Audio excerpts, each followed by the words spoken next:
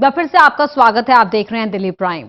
आम आदमी पार्टी की नेशनल काउंसिल की बैठक को लेकर शांति भूषण के हमले के बाद कांग्रेस और बीजेपी ने भी केजरीवाल पर निशाना साधा। दोनों पार्टियों का कहना है कि आम आदमी पार्टी में आंतरिक लोकतंत्र और पारदर्शिता की कमी है।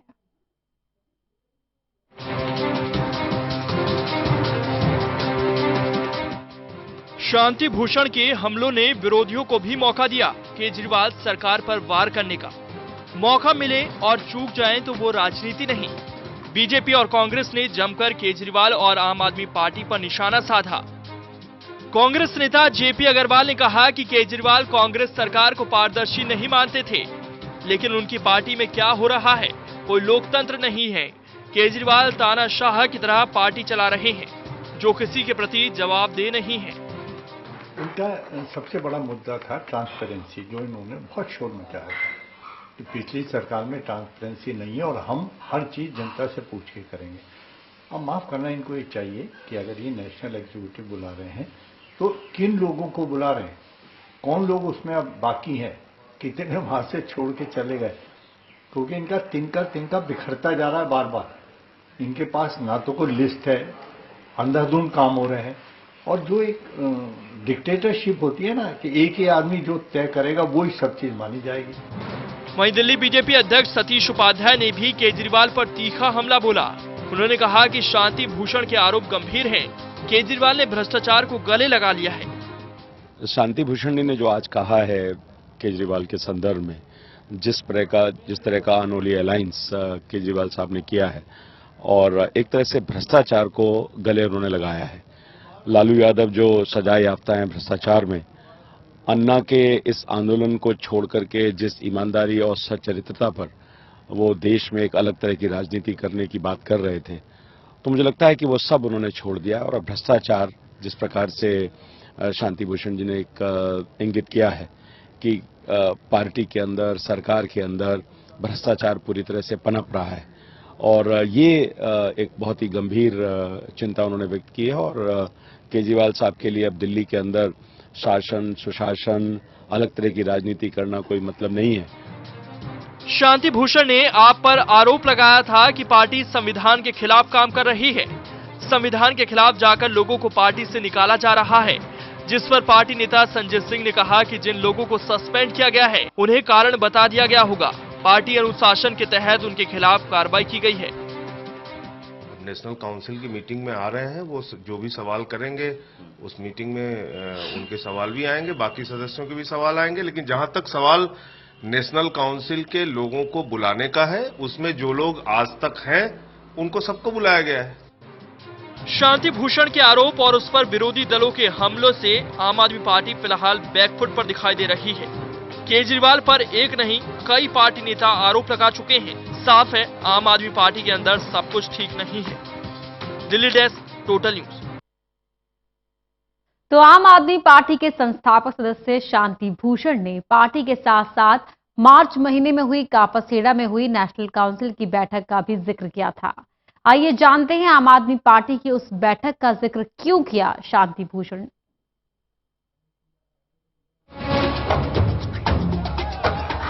दिल्ली हरियाणा की सीमा से सटे कापासेड़ा में मार्च महीने के आखिरी हफ्ते में आम आदमी पार्टी ने नेशनल काउंसिल की बैठक बुलाई थी। इस बैठक में तब के आप नेता योगेंद्र यादव, प्रशांत भूषण, प्रोफेसर आनंद कुमार के भविष्य पर भी फैसला होना था। पार्टी की नीतियों के खिलाफ इन तीनों नेताओं के बगावती सुर ने पूरी पार्टी को सवालों में खड़ा कर दिया था। उस बैठक में ही इन्हीं पर फैसला होना था। बैठक की शुरुआत ही हंगामों और सवालों के साथ हुई थी। आरोप ये लगाए जा रहे थे कि नेशनल काउंसिल की बैठक में उन्हीं लोगों को एंट्री दी जा रही है जिन्होंने योगेंद्र यादव, प्रशांत भूषण और प्रोफेसर आनंद का विरोध किया है। बैठक में योगेंद्र यादव भी पहुंचे थे। उन्होंने आरोप ये लगाए कि सभी सदस्यों के सामने उन्हें जलील किया गया, उनके साथ मारपीट की गई। किसी तरह से वो खुद को बचाने में कामयाब हुए, जिसके बाद कापासेड़ा में ही वो बाहर धरने पर बैठ गए। जिस तरह के आरोप लगाए गए और जिस तरह से सफाई दी गई, उससे आम आदमी पार्टी दो खेमों में बटी दिखाई दे रही थी। पार्टी की तरफ से भी बैठक में शामिल होने वाले कार्यकर्ताओं और पदाधिकारियों को पूरी जांच पड़ताल के बाद ही भीतर जाने की इजाजत थी। आरोप ये भी लगाए गए थे कि योगेंद्र यादव को मीटिंग से बाहर करने के लिए बाउंसरों का सहारा लिया गया। योगेंद्र यादव ने सीधे सीधे आरोप अरविंद केजरीवाल पर लगाए कि मीटिंग में मौजूद कार्यकर्ताओं को उनके खिलाफ उकसाया गया, उन्हें गद्दार कहा गया। पार्टी के कुछ विधायकों पर भी आरोप लगाए गए कि उनका बर्ताव गुंडों जैसा था। प्रशांत भूषण ने बैठक को फर्जी करार देते हुए कहा था कि सब कुछ पहले से ही तय कर लिया गया था। Delhi desk, total news.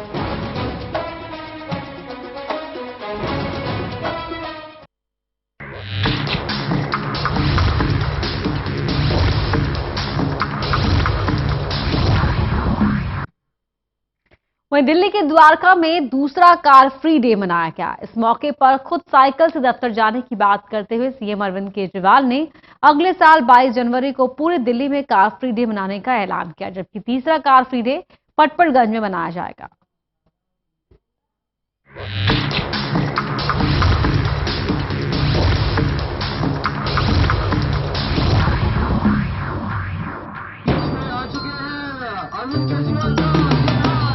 क्या मुख्यमंत्री, क्या उप मुख्यमंत्री, क्या विधायक, क्या अधिकारी और क्या स्कूली बच्चे, सबने चलाई साइकिल और मनाया कार फ्री डे।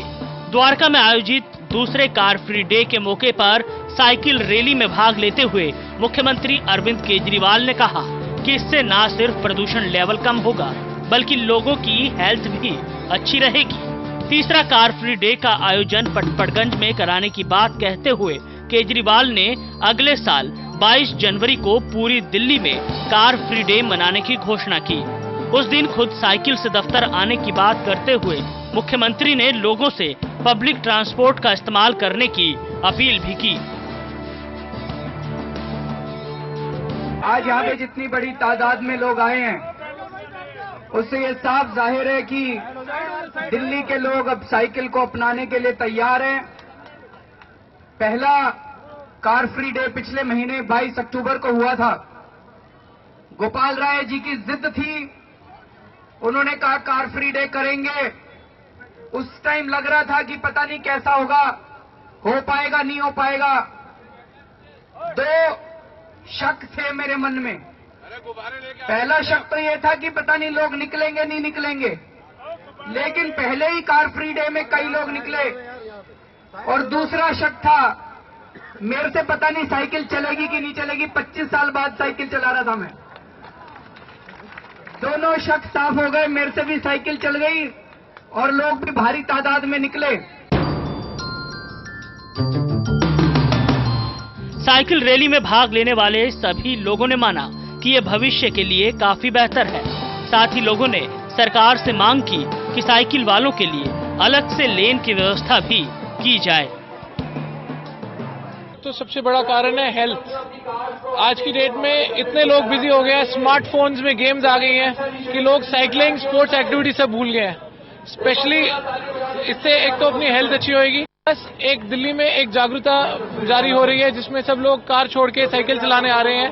और साइकिल चलाने से हेल्थ बेनिफिट्स के साथ साथ आपको इनफैक्ट आजकल दिल्ली का पोल्यूशन लेवल कम करने में हम बहुत सहयोग करेंगे। मेरे ख्याल से एज से ज्यादा सबसे बड़ी बात यह है कि हर युवा वर्ग, हर एज ग्रुप के लोग अगर इस जो स्टार्ट किया है दिल्ली सरकार ने, सब लोग इसमें शामिल हों तो इसमें स्वास्थ्य के लिए, पर्यावरण के लिए, हर क्षेत्र के अंदर इसमें सबको फायदा होगा।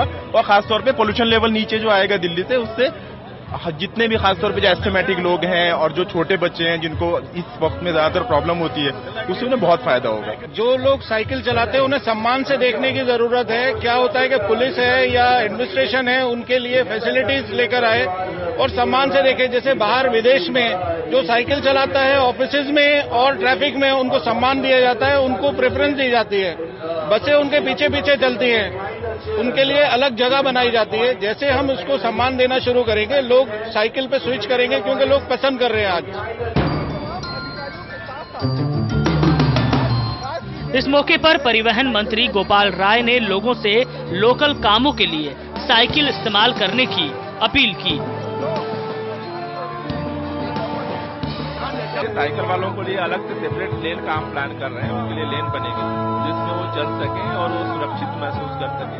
साथ साथ नई बसों का प्रावधान करने का प्लान कर रहे हैं, मेट्रो की क्षमता बढ़ाने का प्लान कर रहे हैं, जिससे कि लोग जब अपनी कारें छोड़ें तो उनको असुविधा न हो।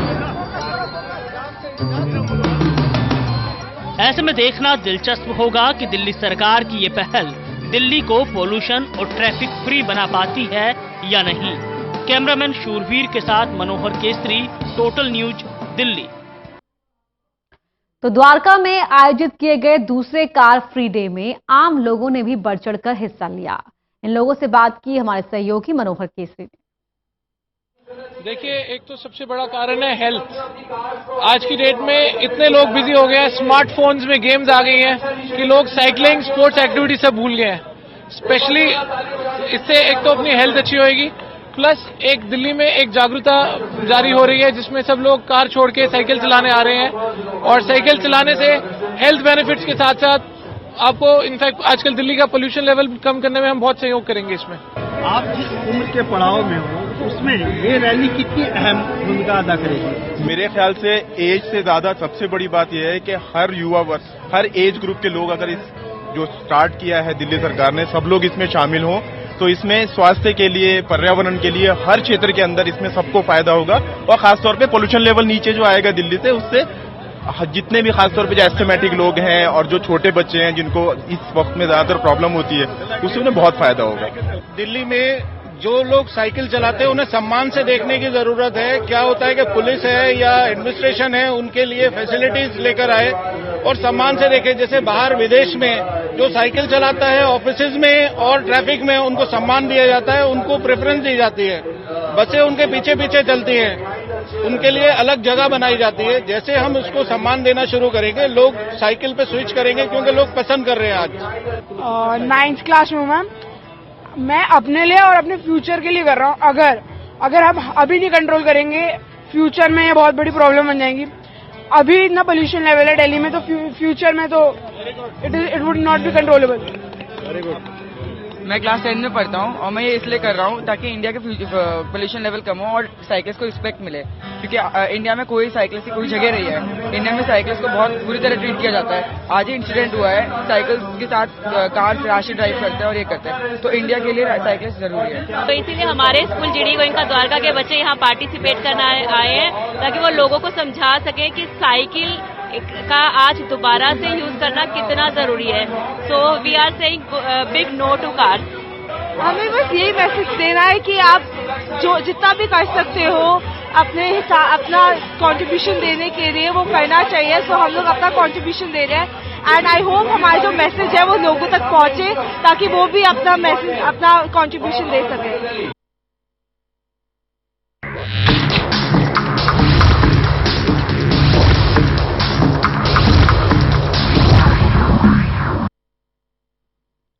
और यहां रुक रहे एक छोटे से ब्रेक के लिए और लौटते हैं।